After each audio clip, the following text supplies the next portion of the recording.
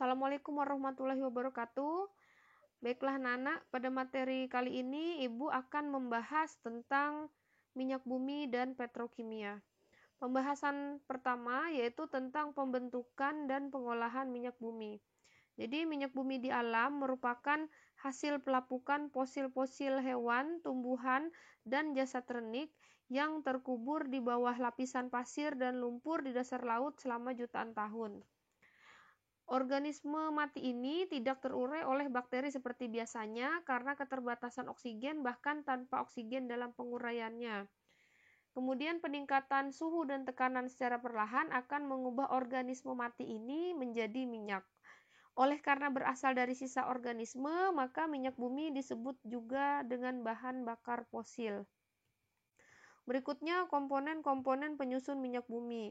Jadi minyak bumi adalah campuran kompleks yang sebagian besar terdiri dari senyawa hidrokarbon. Hidrokarbon penyusun minyak bumi yang pertama adalah golongan alkana. Jadi golongan alkana merupakan senyawa dengan rantai karbon dengan ikatan tunggal yang panjang dan termasuk ke dalam senyawa alipatik. Sebagai contoh, golongan alkana yang banyak terdapat pada minyak bumi adalah normal oktana dan isooktana atau 2,2,3 trimetil butana. Kemudian komponen penyusun minyak bumi yang lain adalah golongan sikloalkana, yaitu hidrokarbon dengan senyawa rantai tunggal dan berbentuk cincin. Contoh sikloalkana yang banyak terdapat pada minyak bumi adalah siklopentana dan sikloheksana.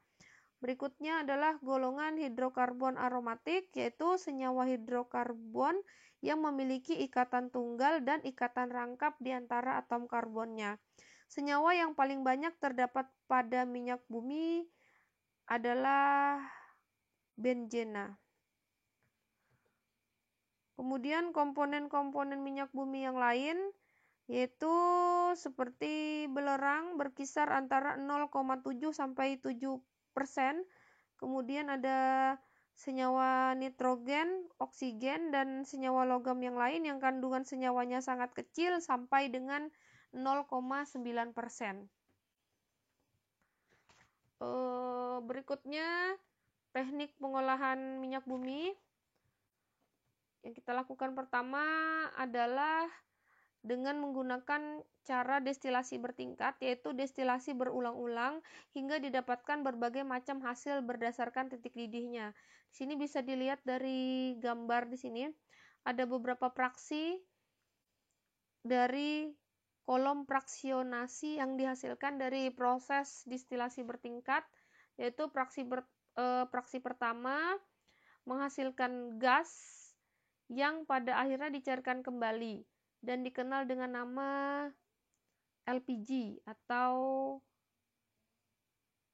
liquid petroleum gas. Jadi LPG atau gas di sini digunakan untuk bahan bakar kompor gas atau bisa diolah lebih lanjut menjadi bahan kimia lainnya.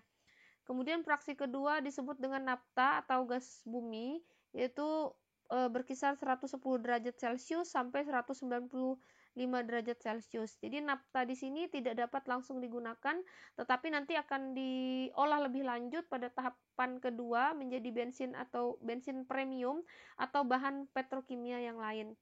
Kemudian pada fraksi ketiga atau di sini fraksi tengah dibuat menjadi kerosin minyak tanah atau di sini bisa juga dibuat sebagai aftur atau bahan bakar pesawat.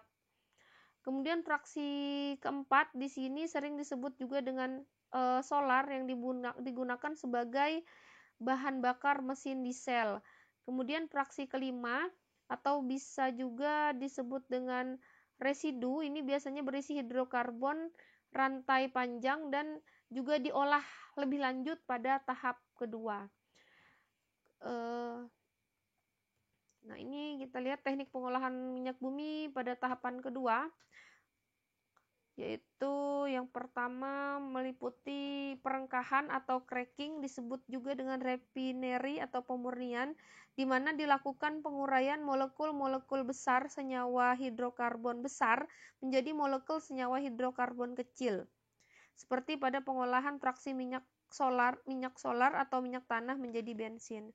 Kemudian yang kedua adalah reforming, yaitu proses merubah struktur molekul fraksi yang mutunya buruk atau rantai karbon lurus menjadi fraksi yang mutunya lebih baik. Jadi rantai karbonnya menjadi bercabang. Kemudian alkilasi dan polimerisasi. Jadi alkilasi yaitu proses penambahan jumlah atom pada fraksi yang membuat molekul fraksi menjadi lebih panjang dan bercabang, dan polimerasi yaitu tahapan penggabungan molekul-molekul kecil hingga menjadi molekul yang lebih besar dalam fraksi sehingga mutu produk akan lebih meningkat. Berikutnya yaitu pembersihan dari kontaminasi atau treating, yaitu proses pemurnian fraksi minyak bumi setelah proses eliminasi bahan-bahan pengotor. Terakhir yaitu blending, yaitu sebagai tahap akhir untuk menghasilkan bahan yang siap guna yang sesuai dengan standar yang telah ditentukan, maka minyak bumi harus melewati proses blending, yaitu penambahan aditif untuk meningkatkan kualitas produk akhir, seperti dengan menambahkan tetraethylet atau TEL yang merupakan bahan aditif penambah bilangan oktan bensin. Berikutnya penggunaan minyak bumi dan dampaknya. Yang pertama yaitu penggunaan minyak bumi sebagai bahan bakar. Jadi sebagian besar produk minyak bumi digunakan sebagai bahan bakar, baik bahan bakar pada rumah tangga maupun kendaraan. Bahan bakar yang digunakan di rumah tangga misalnya minyak tanah dan gas LPG. Kemudian bahan bakar pada kendaraan misalnya bensin dan solar. Yang kedua, penggunaan minyak bumi sebagai bahan baku industri petrokimia. Jadi sebagai bahan bakar minyak bumi dapat digunakan sebagai bahan dasar pembuatan produk lainnya, misalnya plastik, deterjen, urea, dan lain-lain. Produk dari minyak bumi tersebutlah yang dinamakan dengan petrokimia.